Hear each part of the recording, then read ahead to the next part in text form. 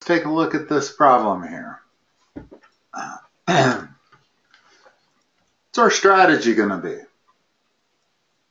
I'm not sure. How about we graph all three circles for starters? In other words, the secret jewels are encircled by all three of these circles. Well, notice what they left us here. They left us an XY coordinate grid. Let me hold on a second. Let me take a picture of this.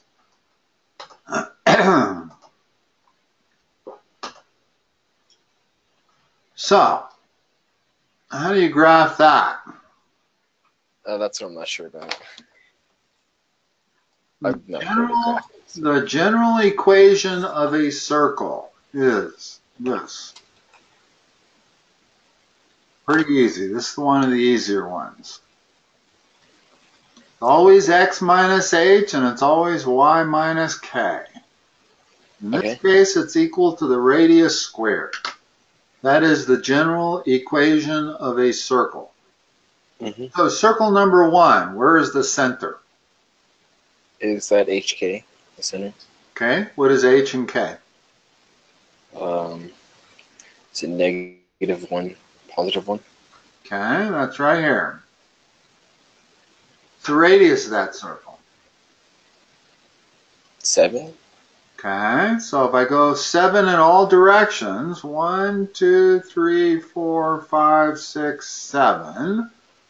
1, 2, 3, 4, 5, 6, 7. 1, 2, 3, 4, 5, 6, 7. That one is going to be right there. I draw a circle. There's the graph of the first circle. Where's the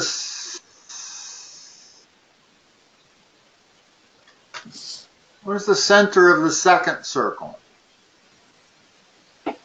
Notice the second circle is not in the perfect format.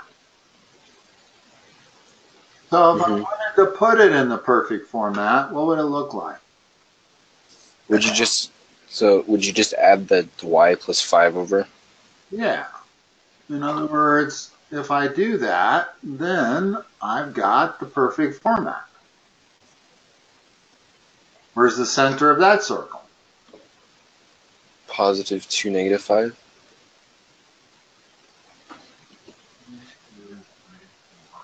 Five. Right. Yep. What's its radius? 3. Okay. 1, 2, 3. 1, 2, 3. 1, 2, 3. 1, 2, 3. Oh, we've narrowed it down substantially, right? The third circle. Oh. The third circle, they give us a format that's even harder to figure out. What do we have to do to plot the third circle? Would you multiply that x and y in? Okay, let's start there. So we got x squared plus 4x plus y squared plus 8x, plus 8y equals 5. Now what? Still don't quite have it in the normal format. I'm not sure what to do from there. Complete the square. With conic sections, with vertex format, you always got to complete the square. Okay? How do I complete the square in the x terms? Is that where you have the, what is it? You take half the coefficient of the x, and you square it. Take half of b and then square it? Yeah. So what's half of b squared? 4. Okay, so I'm going to add 4. What do I got to do to the right side of the equation? The same thing, right? Subtract 4. Oh, okay. Excuse me. No, you're absolutely Oh, to the right. Yeah, no, to the y. Got to add 4 because it's on the other side of the equation. Now Mm-hmm. let's do the y. We got to complete the square on the y term. What do I have to add? You have half of 8, so it's 4, so it's 16, right? Okay, so I got to add 16 over here.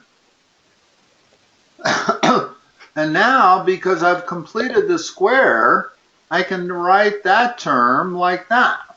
What does it become? So you have, so let me write it, x plus 2,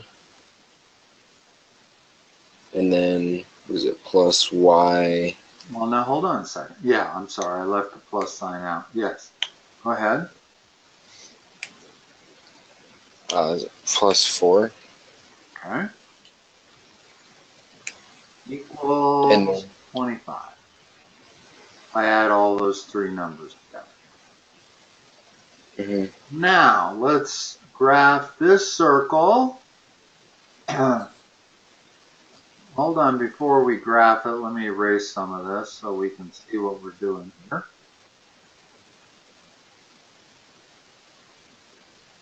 In other words, by completing the square, I put it into a format that made it easily graphed.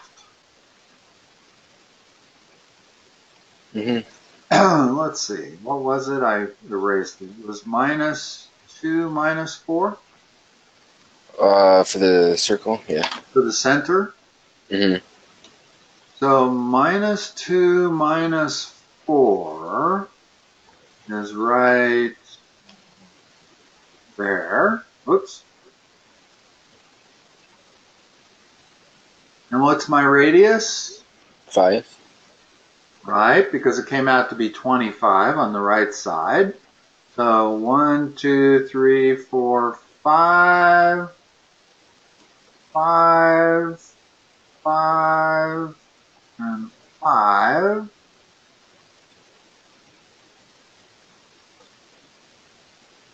So, what does that tell us? That it's in that room that's in the This middle. little tiny area right here. The cathedral, the Arcangelo, whatever. Mm-hmm. That's got to be the answer right there. Now hold on a moment. Which location holds the jewel? Why do they have R equals 18? What's all? Oh, it's like a whole packet thing. Okay. All right. But we got the answer already. Yeah. Okay. I understand what you're saying. Never particularly like that. Mm-hmm. It seems like you're treating sophomores and juniors like sixth graders when they do that kind of stuff. In other words, they were fine. It's a tough problem. You got to graph 3 circles. You got to get them in graphable format, each one of them. And then you got to find the only place that's enclosed by all 3 circles. And that's the Cathedral de Arcano. So, let's go on. I sent you another one. Another page, okay.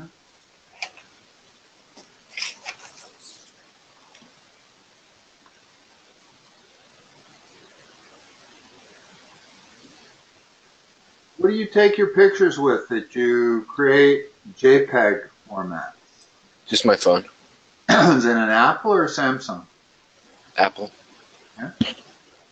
So the natural picture that Apple takes is a JPEG. I guess. I'm not sure I knew that. It felt a little unusual to me to be getting these pictures in a JPEG format. Not that it matters to me. My computer is able to read them just fine. Is that a Surface? I'm sorry? No, I'm on a PC. Or Microsoft Surface, because it's got like the sketch card. It's actually Microsoft 10. Mm-hmm. Okay. So it's not a Surface, but it's version 10. Okay. All right, let's have a look at this.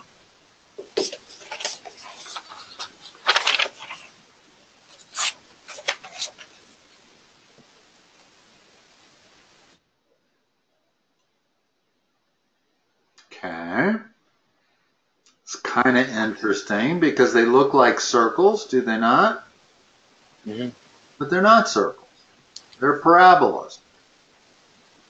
In other words, if they tell me they're parabolas. So that's more like that than it is a circle. It's an upside down parabola. Okay, so that's important to recognize from the get-go.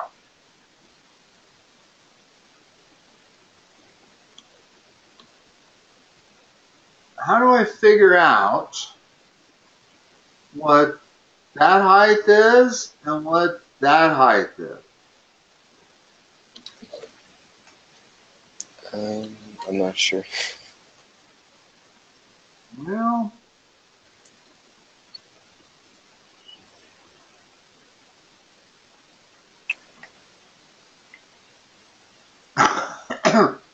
Aren't they just the maxes? yeah, they're the vertex. Mm-hmm. In other words, we have a parabola like this, and we have a parabola like this. And if we can figure out the y-coordinate of the vertexes, then we'll know the difference between their heights.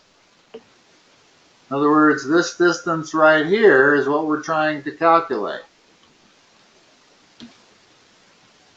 So we need to figure out, if we put this on a coordinate system, we can figure out what that vertex is, subtract their y-coordinates, and that's the height. So let's take the first one. What is the only formula I know particularly good? There's always two ways to do these problems, and I'm not sure how to treat that. You may have a preference. Do you? We can do two things. We can use the formula for the vertex, find the x-coordinate, plug it in, find what f of x is. That's the height. Do the same thing on g of x. We get its height. Whatever their difference is, that's the answer. Okay. So personally, the other way to do it is to complete the square, which is to put each of these into vertex format. And then we'd be looking at the y-coordinate of the format, and we'd be done. That one sounds better. Which one? That one? Yeah, the second one. Okay, the only problem is it's a little difficult to complete the square. So complete the square of f of x. I'm fine with that. So what do I have to do? First of all, when I complete the square, I got to isolate every term that has x in it. So we move the 3,500 over. Okay, what else do I got to do? I got to make sure the x squared term has a 1 as a coefficient.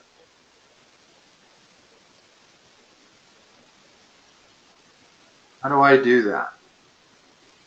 What do I got to factor out of the parentheses? The negative? Negative 1. Leaving x squared minus 180x. Leave room to complete the square. Is that the same thing I started with? Yeah. That's what you should always check at every step. Make sure you have not changed the function. When you are completing the square, you do not want to change the function. You want it to stay exactly the same the whole way, It's just you're rearranging it. Now, what do I have to do to complete the square inside? On this one? Uh-huh. Don't we have to take the 1/2 of 180? Okay, that's 90. And do what? And then square that. Okay, and then add it. 90 squared is 8100. Okay. Now, how much did I just change the right side of the equation by? Oh, don't we have to put that on both sides? No, we're going to work everything on the right side. And the reason is vertex format is this. Hold on. Vertex format is y equals a times x minus h squared plus k. Notice everything's on the right side. So all I have to do is make it look like that, and I'll know the vertex. In fact, I'll know the y coordinate of the vertex. So, like I said, when I wrote 8100 in there, what did I do to the right side of the equation? How much did I add or subtract? You added the 8100? I actually subtracted because that 8100 is being multiplied by this minus 1. Oh, okay. Okay, so I've subtracted 8100, which means I got to add it to this side. The same side. In other words, I've subtracted 8100 and I've added 8100. So again, that is identical to this. Now I'm actually done because that combined is the y coordinate of my vertex. What So is the height? 4,600. Yeah, so I can write 4,600 up here. Notice that I don't even care what the x coordinate is. That has nothing to do with the differential in heights.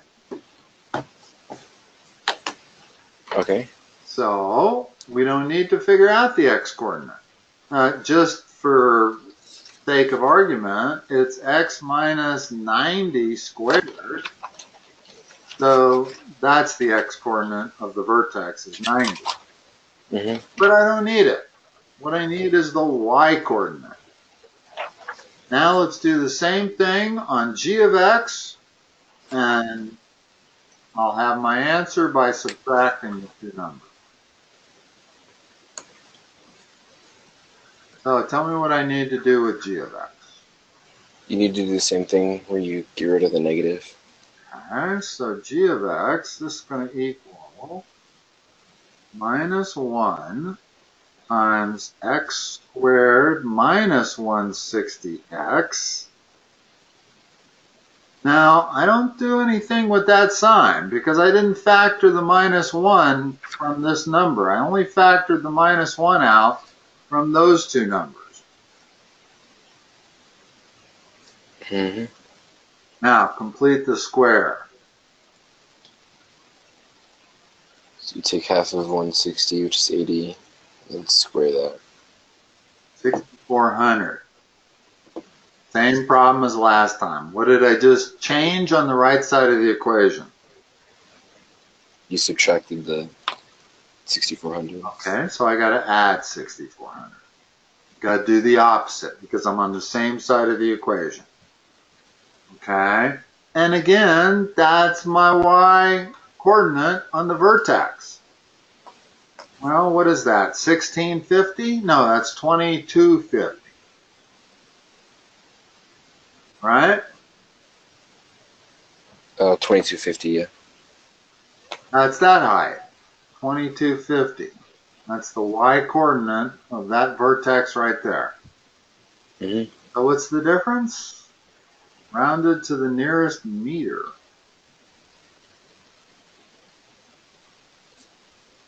So just subtract the two.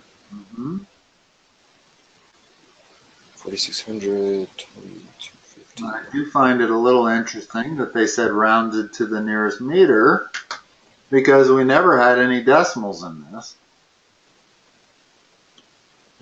So So we didn't have to round anything. 2,350. Whole numbers the whole way. And again, how would I write that if I wanted to put it into vertex format?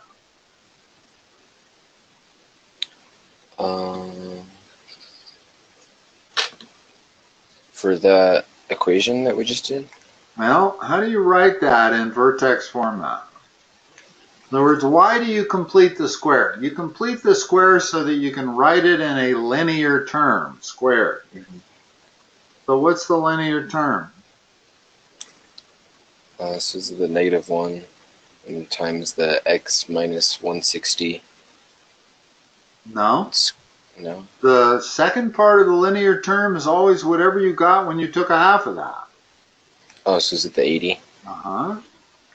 In other words, x minus 80 squared gives you this. The whole point of completing the square, and the only point of completing the square, is so that you can write it as a linear term, a binomial linear term squared. Mm-hmm. That's its only purpose.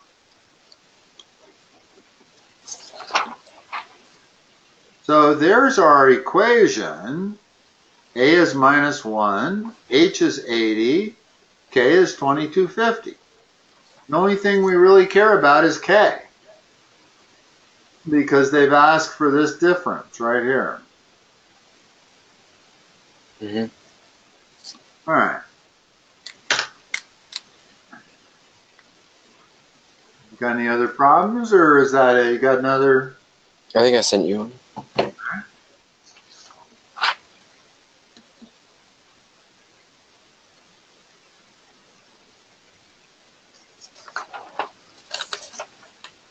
Notice the difference in the file names. This one's got this real complicated JPEG file name. This one says image 5. What did you do different? I think the ones with the real complicated file names is because I took them from the camera, and the other one I took them from Google. Okay. So Google gives you the option to take a picture to attach it. Okay. That's a good explanation. Thank you. I rarely see those big, long file names like that. All right. Number 5. Scene number 5. Is that what we're working on? Yeah, that works. Okay.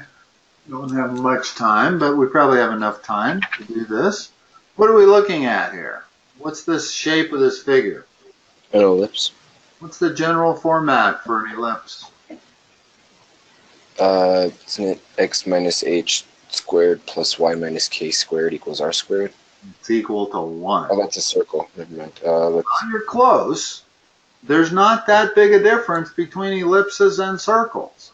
The x minus h is squared is over an a squared, right? Right. If it's a horizontal ellipse.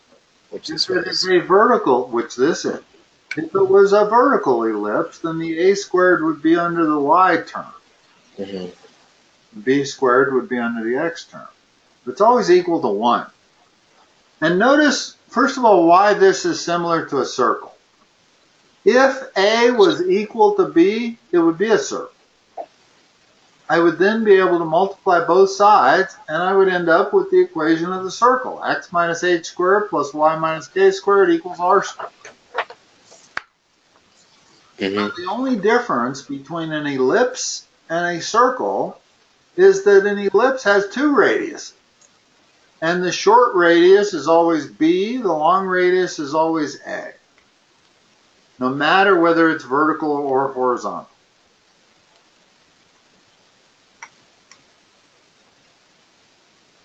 Now let's read the problem.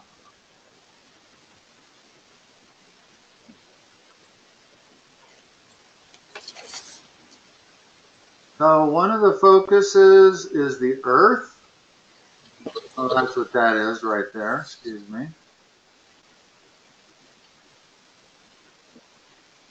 And the other focus has to be an equal amount of distance away, like that. Mm-hmm. Major and minor axes of the orbit have lengths 7325 and 6606. Tell me what A is.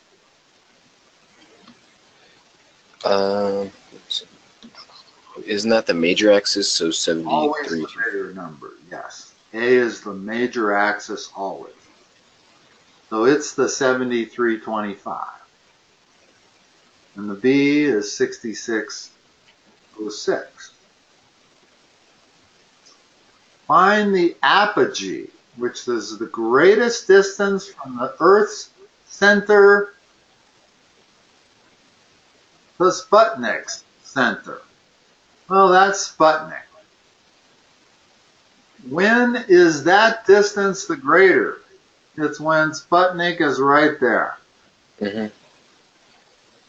So, what is that distance? In other words, the distance we want? You have to get the, what is it, a square root of a squared minus b squared. Just A. That's A. However, yeah, and they said, what is the maximum distance from the Sputnik, which is that, to the center of the ellipse? Ah, not from the center of the ellipse, from the Earth's center. So this is the distance we need, from there to there. Mm-hmm. Okay. You understand focus? Yeah, kind of. Okay. This distance right here is what? Is that the C equals? That's C. So, what is the distance from Sputnik to the Earth? If the Sputnik to the center of the circle is A, and from the center of the Earth to the center of the ellipse is C, It's just A minus C. Exactly. A minus C. Okay. So, let's write our equation, first of all.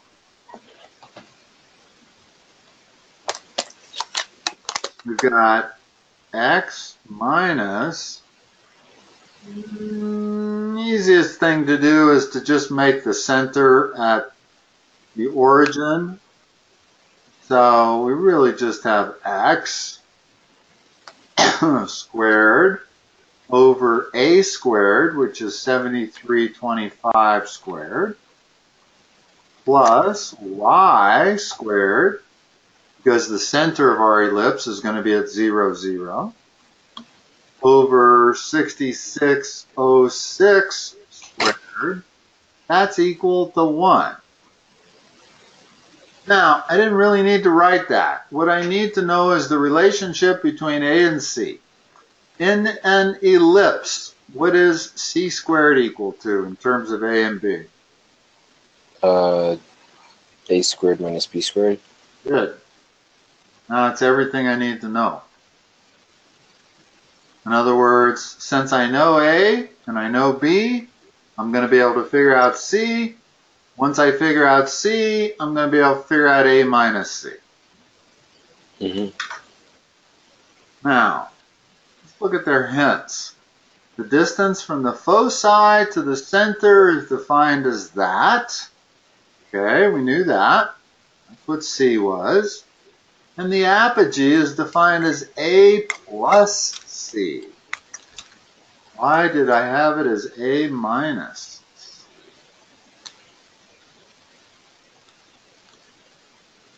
Find the apogee, which is the greatest distance from the Earth's center to Sputnik.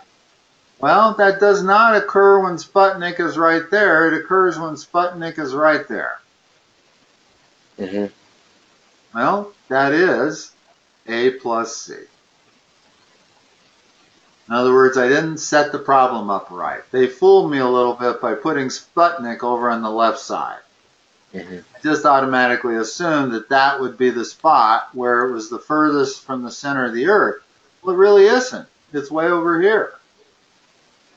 And that is A plus C. So, we can solve for C. We've been given A and B. So, Solving for C plus A is a piece of cake. Mm-hmm. Now, we don't have time to go through it anyway, which is just as good because I really wouldn't want to. In other words, the rest of it is just a calculator problem. Uh-huh. You need to calculate C based on this formula here, and then you need to add A plus C. Mm-hmm. Their hints definitely helped because it got me on the right side of this ellipse. I was on the wrong side over here. That's not where it's furthest away from Earth. It's over here where it's furthest away. All right. Sam, it's a good place to stop. Okay. You go. Have any questions about that? Actually, if I'd have looked at the picture a little more carefully, they say that's the apogee. Uh-huh. I didn't know what all that meant, so I kind of ignored it. Now I see what it means. The distance from the center of the Earth to the furthest point. And incidentally, that furthest point is always at a vertex of the major axis.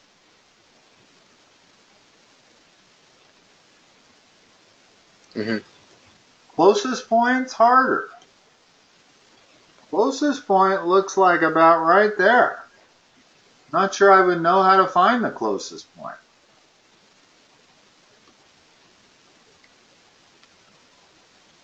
That's a much harder problem. Might be able to still do it because the x-coordinate is the same. So I might be able to solve for the x-coordinate of the Earth. If you just use Pythagorean theorem, I think you can. Yeah, well, whatever. I mean, we can certainly, since we have all the numbers here, then we can solve for C. So we'll know what the x-coordinate of C is. And that would be the same x-coordinate as Sputnik, as far as getting it as close as possible. You can see that that's not as close and that's not as close. It's definitely the perpendicular measurement. I'm not sure I can prove that that's not as close, but I happen to know that that's the closest point. But that's not what they ask, so we don't need to worry about that more difficult problem. Mm-hmm. Sam, have a good day. I will talk to you next time. You too.